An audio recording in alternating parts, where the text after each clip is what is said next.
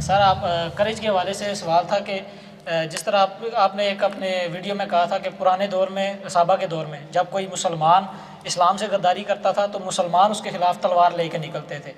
तो आज के दौर में गद्दारी करने वालों के पास ही तलवारें हैं और हम बेबस हैं, तो हम उनको कैसे काउंटर करें? रिपीट करें। गद्दारी मतलब इस्लाम से जब कोई गद्दारी करता था या इस्लाम से राह बदलता था तो सहाबा उसके ख़िलाफ़ निकलते थे तलवार लेके सबसे पहले, जब कोई जुल्म करता था उस दौर में या कोई नाफरमानी करता था इस्लाम की, जैसे हज़रत अबू बकर सिद्दीक़ के ज़कात के ख़िलाफ़, ज़कात ना देने वालों के ख़िलाफ़ जिहाद का मामला है। इसी तरह तो आज के दौर में जो इस्लाम से गद्दारी कर रहे हैं उनके पास तलवारें भी हैं, उनके पास हथियार भी हैं, और हम उनको कैसे काउंटर कर सकते हैं जबकि हमें समझ है। और दूसरा क्वेश्चन ये है सर कि आप करेज सिखा रहे हैं, करेज के साथ हिकमत कैसे आएगी? हमें करेज के साथ हिकमत कैसे आएगी? ठीक बता। मतलब करेज के साथ अगर बात करें तो बदतमीज़ कह के चुप करा दिया जाता है, अगर हिकमत ना हो साथ तो। ये नहीं, आपका माइक जो है ना वो जरा सही आवाज़ नहीं आ रही मेरे सर मैं कह रहा हूँ कि करेज के साथ हिकमत होनी चाहिए। वो करेज आपने माशाल्लाह सिखाई है हमें थोड़ी बहुत, लेकिन इसके साथ हिकमत कैसे आएगी हमें?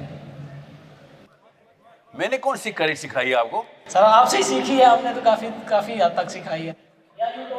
यू आर नॉट साइलेंट अदीम independent but we learn a lot from you sir. नहीं, मैंने ये नहीं कहा कि मैंने करेज नहीं सिखाई। मैंने कौन सी वाली करेज सिखाई है वो बताएं।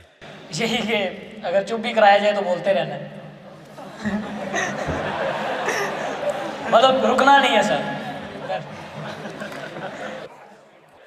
जुमला रिपीट कर देता है। जुमला यही जी के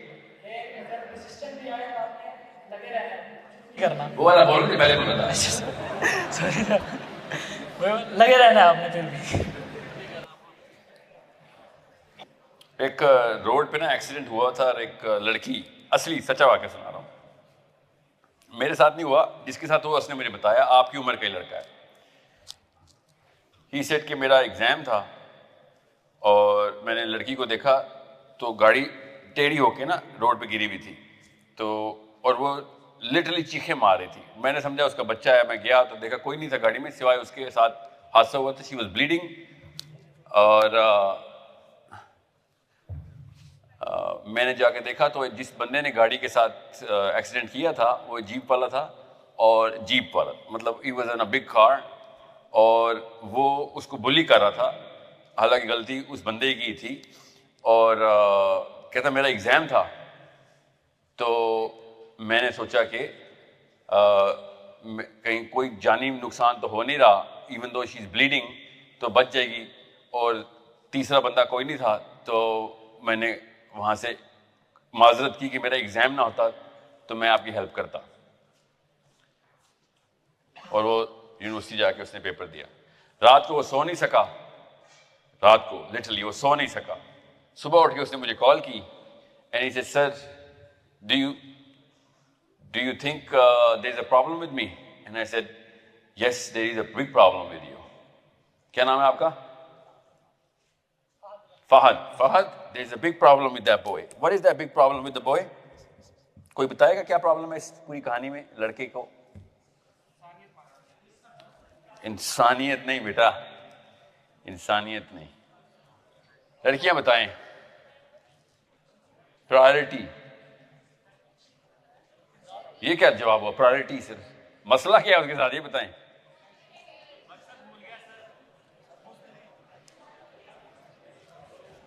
लड़कियों को सीरियसली समझ नहीं आया इस स्टोरी में मसला क्या है, इस लड़के में मसला क्या है, इसको क्या बीमारी है?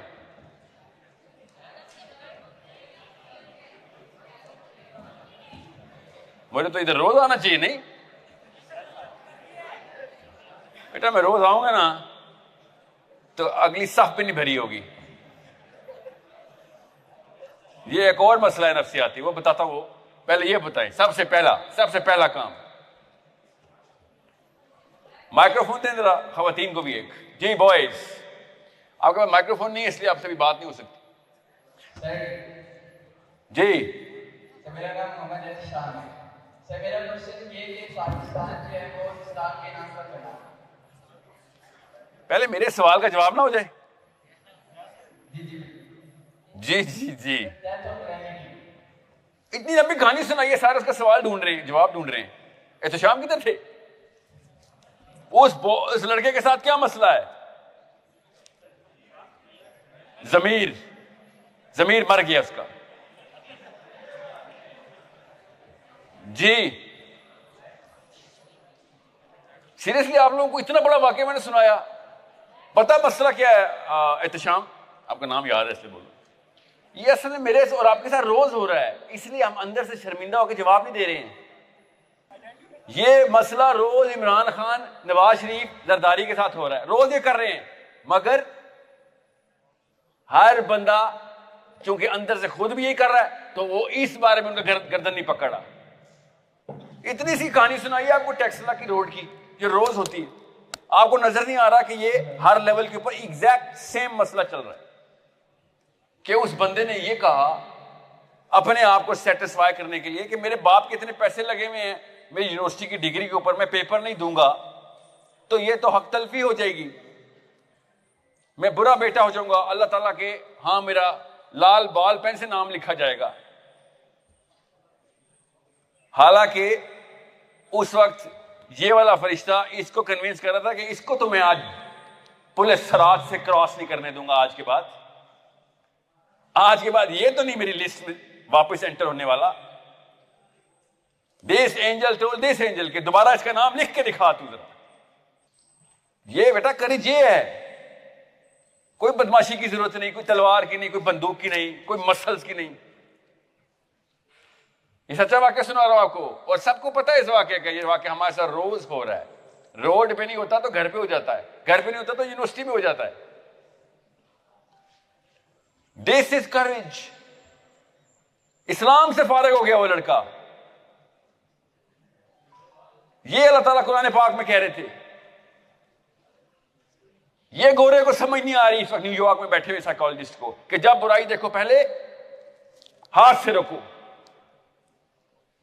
और इसका इतना टेस्ट है कि जो पाकिस्तान के कल्चर के अंदर वो जो स्क्यूड डेफिनेशन है उसमें नजर आता है कि यही अगर इसकी अपनी बहन के साथ एक्सीडेंट हुआ होता तो मैं देखता कितने पेपर देता या कितनी बड़ी जीपें खड़ी होती साइड पे, जाता वो पेपर देने। अभी तो गाड़ी उलटती भी नहीं थी अपनी सगी बहन की, हल्की सी इधर उधर होनी थी और पूरा टैक्स ब्लॉक हो जाना था। हर भाई ऐसे ही करता है अपनी बहन के लिए। अल्लाह ताला कह रहा था ये तूने हर एक के लिए करना है। ये है वो जब मजलूमों की मदद करनी हो तो, ये है वो आयत वमा लकुम ला तुकातिलूना फी सबीलिल्लाह, कि तुम किसने डेफिनेशन दी है कि नोन कौन है अननोन कौन है? हम बोलते हैं अननोन बंदा था, वो भाई अल्लाह के लिए अननोन है। मुसलमान के लिए हर बंदा नोन है, क्योंकि रिजाल और निसा कुरान में आ गया है कि हर रुजल को और हर निसा को जाके बचाएगा तू जब मुसीबत में देखेगा। और क्या जस्टिफिकेशन उसने दी कि मेरे तो बाप के पैसे लगे हुए, मेरा पेपर जाया हो गया तो बाप के पैसे जाया हो जाएंगे। असल में उसको ही पता था कि असली काम क्या है। ये है ज़मीर बेटा जो अंदर से आवाज देता है। उसको आई थी आवाज, हर एक को आती है, वरना मुझे कॉल ना करता। ज़मीर नहीं मरा उसका भी। और अगर उसका ज़मीर जिंदा था तो क्या अचार डालना मैंने से जिंदा ज़मीर का, जिसकी डेफिनेशन ही नहीं क्लियर। जिंदा ज़मीर नहीं काफी होते बेटा, जिंदा ज़मीर के ऊपर इंस्टॉलेशन करनी पड़ती है इस करेज की कि खैर है, ज्यादा से ज्यादा क्या होगा, ज्यादा से ज्यादा क्या होगा, मर जाऊंगा। ये जुमला बोला भी नहीं जाता। क्यों? 1000 साल की दुआ आपके माथे पे लगी हुई है जो अम्मी ने मांगी थी जब पैदा हुए थे, और रोज पॉलिश करती इसको।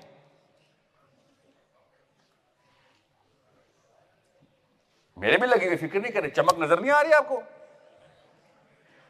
कि क्या कह रहा हूं आपको? पाकिस्तानी लड़के की मां उसके जूते भी पॉलिश करती है, पता ना, कपड़े इस्त्री करती है, खाना बिस्तर में जाके देती है उसको, सोया हुआ है, नाश्ता तकिए पे लगा हुआ उसका। वो इमोशनल करेज चाहिए थी कि अम्मी को कहें अम्मी आपको पता है आप खुद भी और मुझे भी जानू में कर रही है, मेरा काम है आपकी खिदमत करना, आपका काम नहीं मेरी खिदमत करना। माँ के तकिए पे कभी आप लोगों ने अंडे और चाय गर्म करके दिए होंगे तब वो कहे ना कि हाँ यार, वरना उसको ही पता है बातें ही हैं। कल तूने भी 2 बजे उठना है, यूट्यूब देख के सोएगा तू। So you need to know what courage actually is. अभी तो मैं सेशन, मैं पता कौन सी साइंस लेके आया था आज, आपको बताऊं तो आपके तोते उठ जाएंगे कि ये क्या सिखाने आज जरा हमें। मगर फर्स्ट लॉ ऑफ मोशन ही नहीं आता। पूरा सेशन चेंज करना पड़ा मुझे। न्यूटन से पहले जाएंगे हम, जब किसी को लॉज का नहीं पता था, उस वक्त से लेके आऊंगा और असली लॉ बताऊंगा, the law of morality, the actual law of motion, the real law of motion. Yeah, let's coin this. The real law of motion is when there is a need by a single human being in any part of the universe, all of the human beings start to move. That's the real law of motion. That's called Islam. Ehtesham करी, समझ आइए।